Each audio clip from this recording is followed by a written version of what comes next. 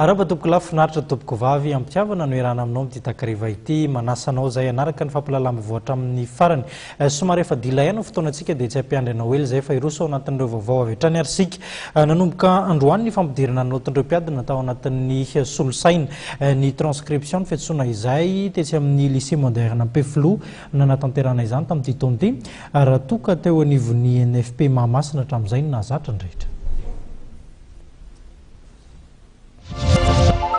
Miisa 13 ireo mikirakira ny fampidirana ny naotin'ireo mpiadina, miisa 220 sy 103 ho an'ny teto amin'ny fari-piadidim-pampianarana Antananarivo renivohitra.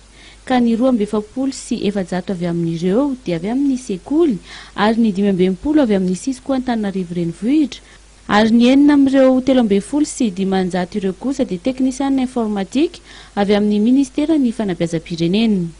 Miisa 220 kosa ireo solosaina ampiasaina amin'izany fampidirana ny naoty izany.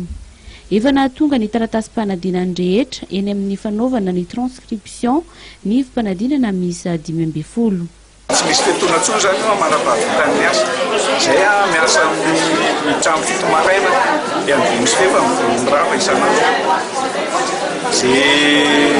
Rehefa tonga ny raha fisakafoanana zany dia mifanomana fotsiny zany ny ekipa hoe miara-mitsahatra eo mandeha miasa sakafo dia mpiadina ndray.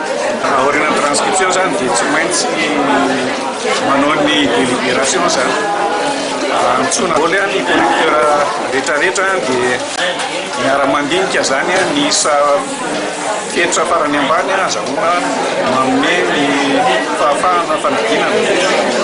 Dia rehefa vita zany zay dia miroso amin'ny publication izay manomboka amin'ny fanadinana ny taratasy misy tsy miafaka moa zany. Androany sy raha pitso araka izany ny fanatanterahana ny fampidirana ny naotin'ireo mpiadina ary isaky ny ivim-pitsarana no anaovana izany. Ny maraina teo dia efa ivim-pitsarana roa no efa totosa hitoetra amin'ny raha pitso sy ny asabotsy maraina ny fanatanterahana izany. Ny asabotsy hariva kosa no anatanterahana ny délibération izay arahana amin'ny mpitsara fanadinana rehetra. Ny alahady izao no vinavinaina moa ny valim-panadinana eny amin'ireo ivim-panadinana rehetra.